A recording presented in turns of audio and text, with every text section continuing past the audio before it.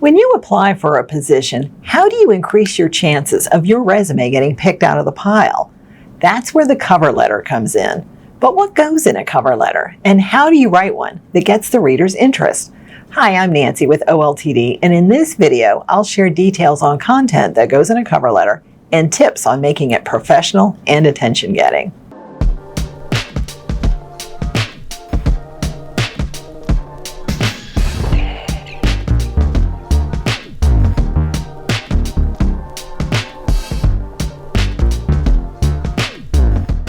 The cover letter can be an actual letter, or it can be an email or a message that you attach inside your job application.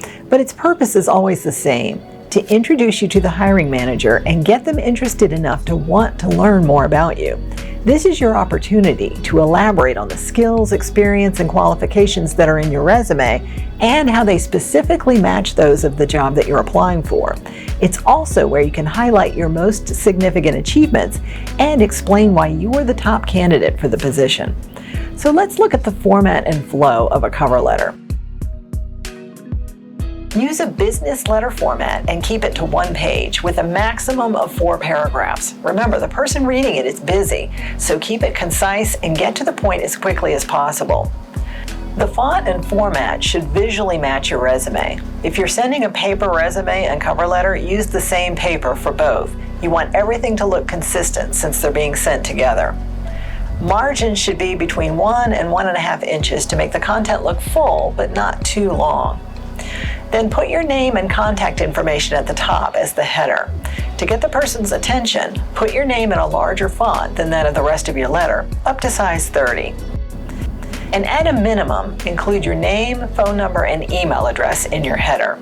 And if your email address name isn't something you would want a recruiter or hiring manager to read, create a new, more professional sounding one to share. Other information you might include are your location, city and state, pronouns, and your LinkedIn address or personal website. You can copy your contact information from your resume heading if you like. And if you need help creating a resume, check out the links to our resume videos attached to this video. Next, underneath the contact information, include the date, and then underneath the date, include the name of the hiring manager or recruiter, their title, department, and the organization's name and address. Next comes your salutation to the hiring manager or recruiter, such as Dear Mr. or Ms., followed by their name. And you might need to do some research to find out their name, but it's worth it to impress them and get you noticed. If you want to avoid accidentally using an incorrect title or gender, then you can leave that part out and stick with just the first and last name. And if you don't have the person's name, then use Dear Hiring Manager, but stay away from using To Whom It May Concern or Dear Sir or Dear Madam, as they can sound too stiff or formal. Your first paragraph comes next. This is where you introduce yourself to the hiring manager and you get them interested in reading more. It's very important to customize the content to the job that you're applying for. So if you're applying for multiple positions, make sure you write a different cover letter for each one. You don't need to mention your name in the first paragraph since it's already included in your contact information. So instead, you can start by mentioning the specific job you're applying for, how you heard about it, why you're interested, or why you want to work for that division, department, or organization. This is also the place to include a compelling statement that immediately shows that you are uniquely qualified for the role. So you can highlight your experience in the job, or your strongest skills relevant to the position. You can also describe how you can apply your qualifications to the job to add value or solve a known problem. And if you have a contact or a reference who works there, your first paragraph is also the place to mention that person's name, but always get the person's permission before you do this.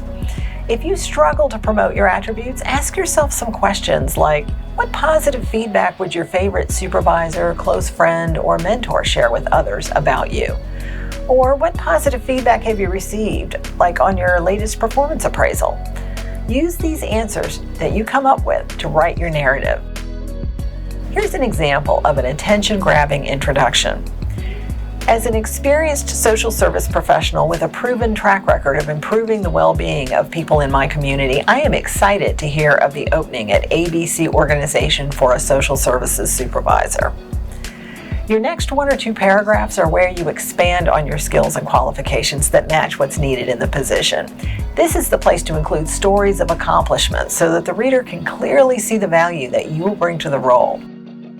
Focus on 2 or 3 key accomplishments that directly relate to the job description. And when coming up with examples, think about things like details that you would include when describing to someone how you accomplished a task, or the approach that you took to manage a project or other responsibility, or personal qualities that make you good at performing your work. Use power verbs to bring your stories to life. Examples of power verbs include directed, developed, coordinated, created, improved, or designed. And add numbers whenever possible to your examples to show measurable impact. Ways you can do this include savings in terms of money, resources, or labor hours, or how much you exceeded a goal, or maybe the number of customers you serve daily, among other examples. Here's an example statement that showcases an achievement using power verbs and numbers. In my previous role at XYZ Company, I spearheaded the design and implementation of customer service training for 150 employees. The result was a 75% decrease in customer complaints. Last comes your closing paragraph, and this is where you summarize your interest and your qualifications for the position. It's also the place to discuss why you feel called to the role, job, or organization. This paragraph should also include what we call a call to action statement, and this is where you encourage the hiring manager to follow up with you regarding the job opportunity. And that shows your confidence, commitment, and enthusiasm for the position. So here's an example of a summary statement followed by a call to action statement. My ability to connect with a diverse assortment of clients and coworkers has made me an effective leader. I am confident in my ability to exceed your expectations in this position. Thank you for considering my application. I look forward to the opportunity to discuss how my qualifications can contribute to your organization's success. Then end your letter with sincerely, best regards, or any of these professional sign-offs. Follow this with your signature, either handwritten or digital, and then type your name underneath your signature. Before you send your cover letter, proofread it several times. You might even want to ask somebody else to review it as well. And then make sure that you follow all instructions to properly submit your cover letter, resume, and application. Don't let a minor mistake keep you from getting noticed. So here's a summary of what I've covered.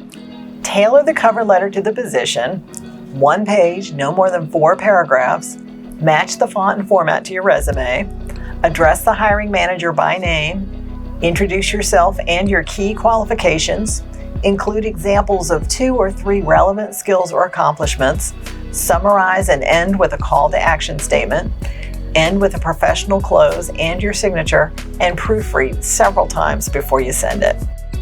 For more information on cover letters, visit the link to our career page below this video. And for tips on resumes, check out the 2 videos linked below.